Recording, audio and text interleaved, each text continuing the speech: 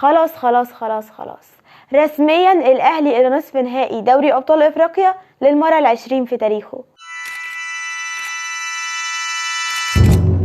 واضح ان ال 12 بتطبخ على نار هاديه فعلا.